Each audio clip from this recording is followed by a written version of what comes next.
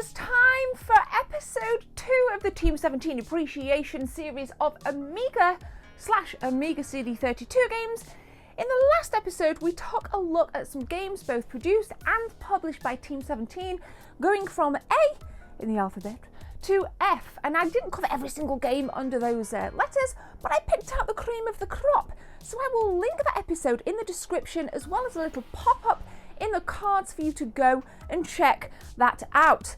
Now I will say this, there's not enough love and appreciation for this gorgeous console. It's becoming one of my absolute faves. So get comfy, because we're going to be covering from K, games from K, through to Q. And this is I enjoyed doing this episode a lot more than I enjoyed doing the first, because the games really got me going. Let's go.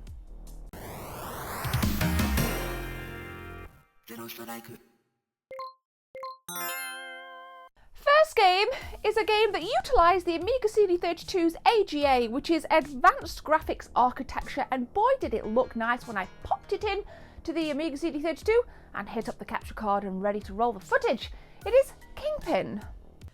Kingpin, Arcade Sports Series Bowling, was released in 1995 and is a bowling game, would you Adam and Eve it? Now, this is actually quite a good game, and leading up to going into this, I was thinking I'm not really going to have much fun here, but I actually did. It very much reminded me of the fun I had when I used to play bowling on Wii Sports, which is also a classic little game. Now in this game, it's very much built around couch co-op. You can play up to 6 players who can be human, or you can play against the computer. Needless to say, I launched in with a very bad start, as I kept missing and missing and missing. But nonetheless, I did manage to pick up my skills in this game with a good hour put into it when I was filming, and I actually became quite good. So Kingpin was basic in its premise, yet effective in its execution. It was the game I never knew I really wanted to play, and like I said, I did spend a good hour with it and mastered my skills and honed in perfectly. Now in the bottom right hand corner you have a power gauge, which can be utilised using the up and down arrows on the keyboard, or if you're using a controller it will be up and down on the D-pad. Once you've figured out which level of power you want, you have to marry up the little crosshair on the lane there and aim, but try and do better than what I just did right there. I can imagine this one being really good with friends. Like I said, it's up to 6 players, and I think that that's really just kind of goes to show how important couch co-op was for us all back in the 90s, and something like the Amiga, Super Nintendo, NES, Sega Mega Drive, no matter what your passion is for retro games, couch co-op was one of the best memories I've kind of ever had. The clumps of memories of playing couch co-op and handing the controller to a friend, and I think this is definitely one of them that would be fun for your mates on a Friday night.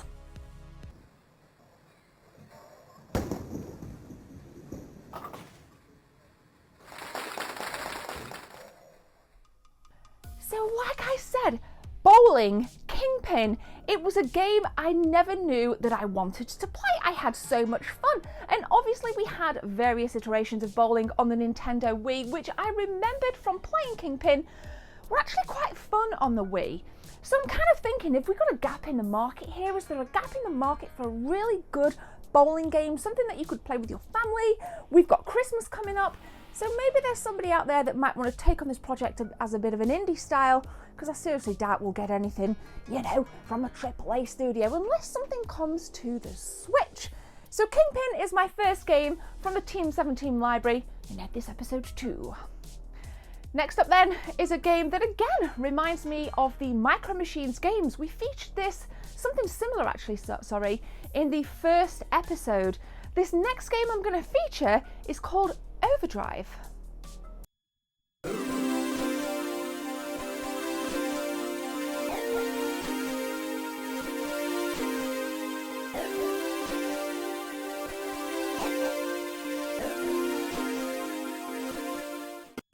Overdrive released in 1993 and serves up more than what the likes of Micro Machine was offering around the same time. There's plenty of tracks to choose from, and the aim of the game is to bolster your cash which you really do need to do as it does cost money to enter races. There's multiple types of vehicles to select from. There's, I think, just over 20 tracks and a really cool soundtrack and sound effects to map out this wonderful little game.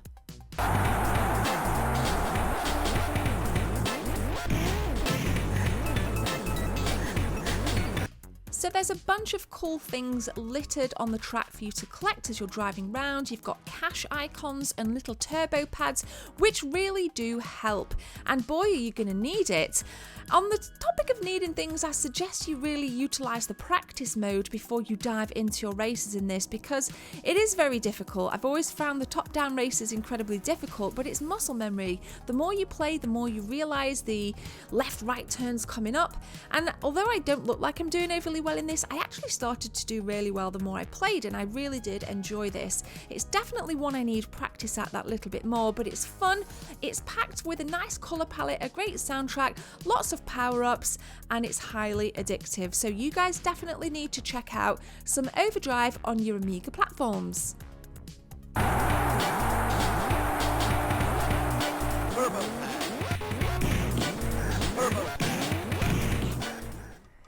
There are lots of retro gaming platforms out there that really utilise the shoot 'em up series and did it really, really well. Here's a notable few, to name a few.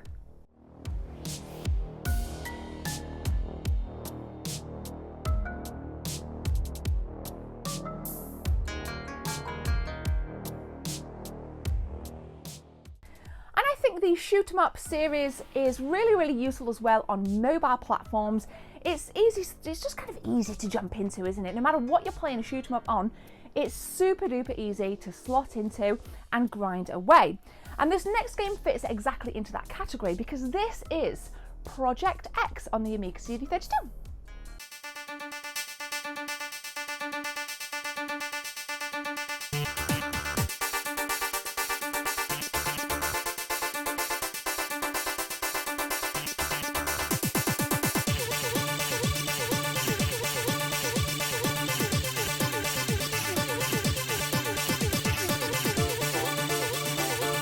Project X released in 1992, and it is a classic in-space, militarized, side-scrolling shoot-'em-up, action-packed game.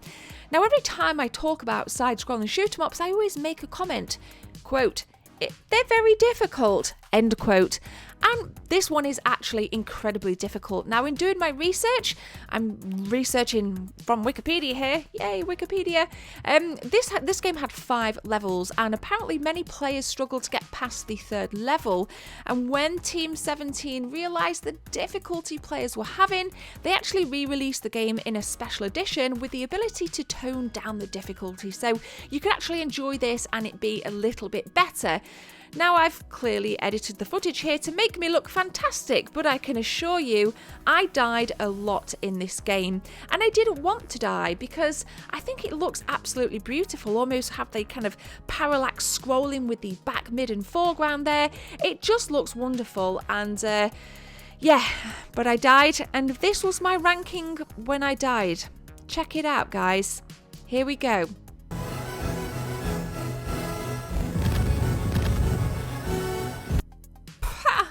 But I didn't let my rank of pitiful stop me there. Oh no, I went back into Project X in full hope that I could get past level 3. And guess what? I didn't get past level 1. Ha! I'm absolutely shit at this game. I think it's time to install the special edition, but nonetheless, I think for me, joking aside, this game looks gorgeous. It plays really nice. It was incredibly responsive, but just be mindful it's very difficult, so if you do decide to get it, you might want to pick up the special edition instead. Power up. Oh boy, did I love this next game. This was my absolute favourite of this series so far. I never ever thought in a million years I would enjoy this game, but I got sucked in to Quack.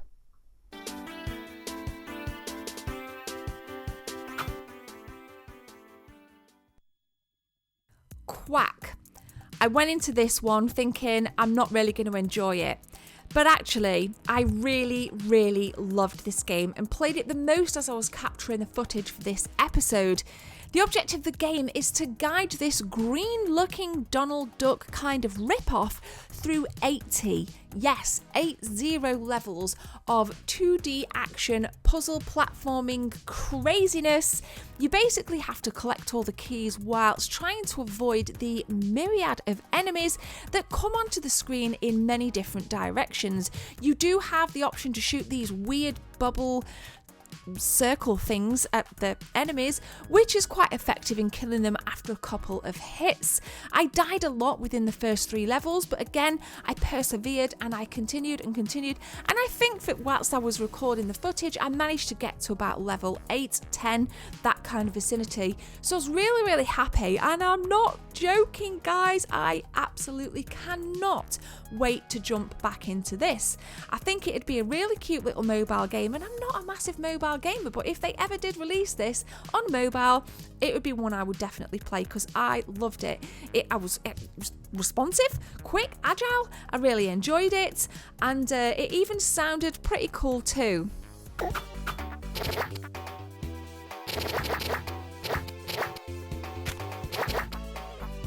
So certain levels for me had little snippets of innovation that I really liked. You'll see this kind of turkey looking weird drumstick switch on the side that when switched opened different doors, and then the ability to travel, I guess, on these helium filled balloons, being able to access the exit.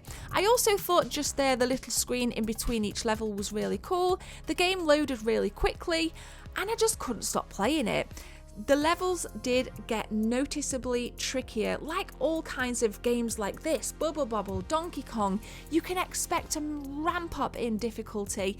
And I will say at times it was difficult to see this weird looking green rip-off Donald Duck thing because it did blend in with the background. But for me, that was part of the immersion. You had to keep your eyes peeled, you had to keep your ears peeled. It was so much fun. And I want to know from you guys if you've played it, if you plan on playing it, and I'm telling you now, you can take it from me. If you haven't played this, you need to play yourselves a copy of Quack on the Amiga CD32. I'm going to let the rest of my gameplay footage play out before we get back into the Lady Lounge.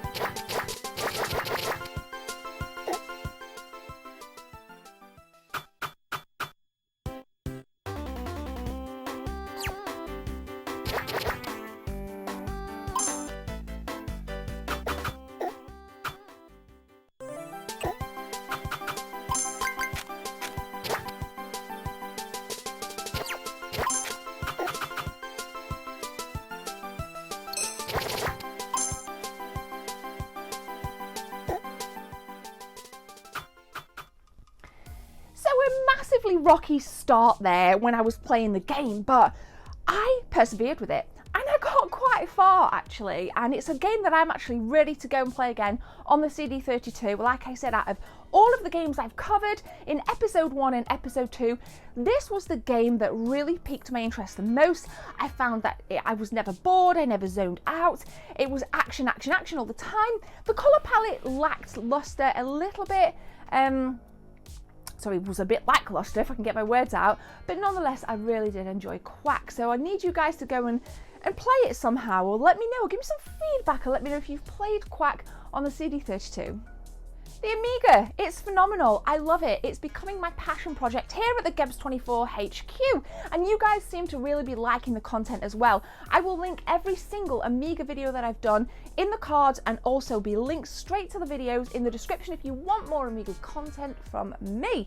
But for now, you need to subscribe because we've got episode 3 coming, and we have got some absolute, what I think, in my mind, are some of the AAA titles from the Amiga generation. So that's going to be dropping in episode 3. Stay tuned and have a lovely day. My name is Gemma. If you like what I'm doing here, guys, like I said, please subscribe. It really helps the channel grow and it makes me burst with pride to see you guys enjoy the content as well. So thanks for your time, and I'll catch you in the next one. Bye.